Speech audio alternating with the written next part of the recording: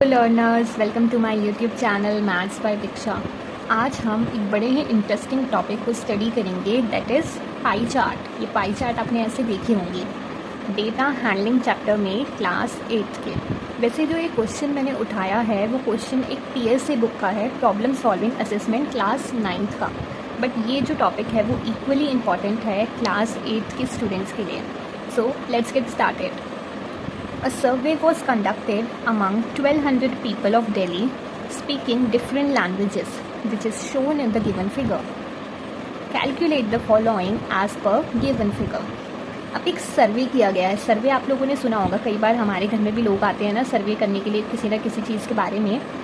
तो एक सर्वे किया गया है दिल्ली में रहने वाले 1200 लोगों पर कि लोग कौन कौन सी भाषाएं बोलते हैं। तो अब आप देख पा रहे हैं इस पाई चार्ट में अलग अलग लैंग्वेजेस दी गई हैं, है ना, हिंदी, तमिल, उर्दू, इंग्लिश, मलयालम, पंजाबी। तो यहाँ पे ये 6 लैंग्वेजेस दी गई हैं और सबका यहाँ पे डिग्रीज दे रखा है कि कितने कितने डिग्री के अकॉर्डिंग ये पाई चार्ट बना है। वैसे आप थोड़ा बहुत अंदाज़ा लगा पा रहे होंगे, जो सबसे बड़ा एरिया जिसमें कवर हो रहा है इट मीन्स सबसे ज़्यादा वो लैंग्वेज बोली जा रही है। जैसे आप देख पा रहे हैं यहाँ पे सबसे ज़्यादा हिंदी बोली जा रही है और सबसे कम एरिया कवर हो रहा है इन 2 लैंग्वेजेस में, जो कि है उर्दू और तमिल। 30 आ रहे हैं ना, बट ये नंबर ऑफ़ पीपल नहीं है, ये डिग्रीज में दे रखा है। इसको अभी हम स्टडी करेंगे। तो फर्स्ट क्वेश्चन देख लेते हैं। फर्स्ट क्वेश्चन में पूछा है number of Hindi speaking people are. अब हमें ये पता लगाना है इस पाई चार्ट की हेल्प से कि कितने लोग हिंदी बोलते हैं। तो इसके आपको ऑप्शंस दे रखे हैं 150, 45, 500, 60। अब इनमें से कौन सा आंसर होगा। अब जिनको पाई चार्ट की नॉलेज नहीं है वो देखेंगे कि यहाँ पे हिंदी 150 डिग्री दे रखा है और ऑप्शन में भी गिवन है, तो वो 150 टिक कर देंगे। बट क्या ये करेक्ट है? नहीं, ये करेक्ट नहीं है, क्योंकि ये जो नंबर्स दे रखे हैं वो नंबर ऑफ़ पीपल नहीं है, क्योंकि नंबर ऑफ़ पीपल टोटल थे 1200। अब अगर आप इनको ऐड भी करोगे तो 1200 नहीं बनेगा। तो इसको अभी मैं बताती हूँ कैसे सॉल्व करते हैं। इसको सॉल्व करने का एक जनरल फॉर्मूला होता है सेंट्रल एंगल। ये सारे जो डिग्रीज आपको दे रखे हैं ना वो सेंट्रल एंगल है, ठीक है। तो एक जनरल फॉर्मूला हम यहाँ पे लिख देते हैं। नंबर ऑफ़ पीपल निकालने का है ना, नंबर ऑफ़ पीपल निकालने का तरीका है number of people equal to central angle upon में कंप्लीट एंगल बोलो या 360 डिग्री बोलो। अब आप लोगों ने 8 से पहले पढ़ा होगा कि 360 डिग्री जो होता है वो कंप्लीट एंगल होता है। कोई भी सर्कल बनाने के लिए 360 डिग्री एंगल चाहिए होता है। तो अगर आप इन सबको ऐड भी करोगे तो 360 ही आपको रिजल्ट मिलेगा। और सेंट्रल एंगल है ये सारे जो आपको गिवन है पर्टिकुलर लैंग्वेज के बिहाफ पे। तो अब हम हिंदी का लिख देते हैं। हिंदी का सेंट्रल एंगल 150 दे रखा है ना। और हाँ, एक बात मैं बताना भूल गई, मल्टीप्लाई में हम यहाँ पे आ जाएगा total number of people. Total number of people क्या है? 1200 है इस केस में, यहाँ 1200 भी हम मल्टीप्लाई करेंगे। तो सेंट्रल एंगल 150 है अपॉन 360 मल्टीप्लाई 1200। तो हम यहाँ ये 0 से 0 कैंसिल कर देते हैं। फिर 12 को हम 36 पे काट देंगे 3 से। 3 कटेगा 15 से 5 पर, तो यहाँ आपका यहाँ 5 है और ये 2 0 जो इसकी रिमेनिंग थे, तो हमारे पास आ गया 500। यानी कि हिंदी बोलने वाले लोग हैं 500, 500। आप देख रहे हैं 500 ऑप्शन में भी गिवन है, तो करेक्ट आंसर इज़ दिस। अब आप लोग समझ रहे हैं कैसे करना है। सेकंड पार्ट आप ऐसा कर सकते हैं सिमिलर तरीके से। अब हम फॉर्मूले को दोबारा नहीं लिख रहे हैं, हम डायरेक्ट सॉल्व कर लेते हैं। तो पंजाबी का सेंट्रल एंगल क्या है? आप यहाँ देख पा रहे हैं पंजाबी का सेंट्रल एंगल है 45 डिग्री, ठीक है। तो आप 45 पुट कर देंगे अपॉन में 360 है मल्टीप्लाई में 1200। अगेन आप 10 से 10 काट देंगे। 12 को 36 से काटेंगे 3 पर, 3 को 45 से काटेंगे 15 पर, तो ऊपर बचा 15 और एक 0 बचा है 150। तो यानी पंजाबी बोलने वाले जो पीपल हैं वो हैं 150 ऑप्शन में है। So this is correct.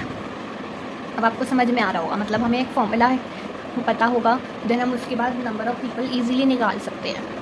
अब आप थर्ड क्वेश्चन पे अगर आएँ तो थर्ड क्वेश्चन थोड़ा सा फर्स्ट एंड सेकंड से डिफरेंट है, ठीक है, आपको दिख रहा होगा। थर्ड क्वेश्चन में बोला है how many people speak Hindi and Tamil both together. आपको 2 लैंग्वेजेस का पूछा है, दोनों लैंग्वेजेस का एक ही क्वेश्चन में पूछा है कि कितने लोग हिंदी और तमिल दोनों बोलते हैं। तो आपको इसमें कुछ अलग नहीं करना, आपको सेम ही फॉर्मूला यूज़ करना है।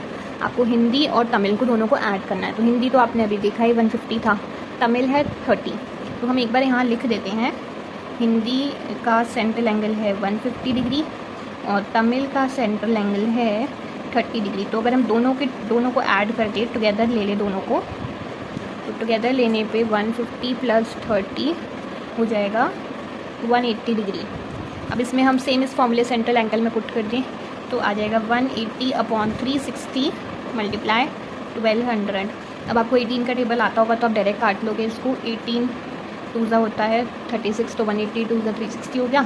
फिर 2 को हमने 1200 से काट दिया तो 600 आंसर आ गया। यानी कि हिंदी और तमिल दोनों बोलने वाले लोग हैं टोटल 600, तो 600 हमारे ऑप्शन में है।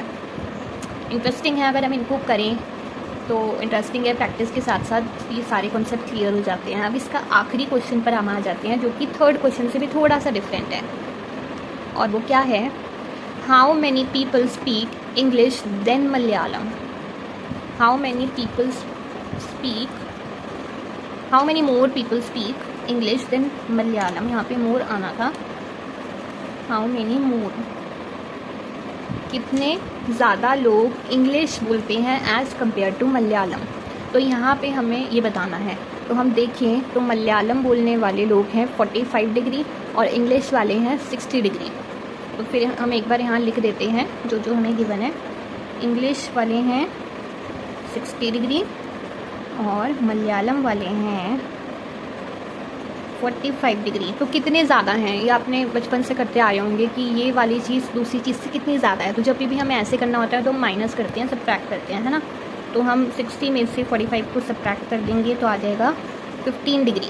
अब हमें इसका भी नंबर ऑफ़ पीपल में निकालना है, तो अगेन हम 15 को सेंट्रल एंगल की जगह पुट करेंगे, अपॉन में 360 मल्टीप्लाई 1200। फिर अब वही 10 से 10 काट दो, 12 को 36 से काटो 3 पे, 3 को 15 से काटो 5 पे, 5 और ये 1 0 बचा है तो 50 आ रहा है नंबर ऑफ़ पीपल। मतलब जो इंग्लिश बोलने वाले हैं वो 50 लोग ज़्यादा हैं एज़ कम्पेयर टू मलयालम बोलने वाले लोगों से। तो 50 हमारे ऑप्शन में है।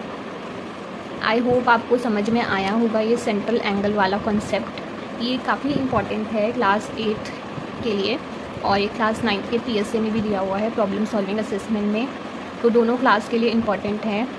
तो आप इस तरह के क्वेश्चंस आपको NCERT में भी मिल जाएंगे क्लास 8 में। सेम इसी तरीके से सॉल्व करना होगा हमें। एक बार हमारा कॉन्सेप्ट क्लियर हो जाता है तो हम अलग अलग क्वेश्चन सॉल्व कर सकते हैं। I hope this would be helpful for you. Hit the like, share with your friends. Thank you.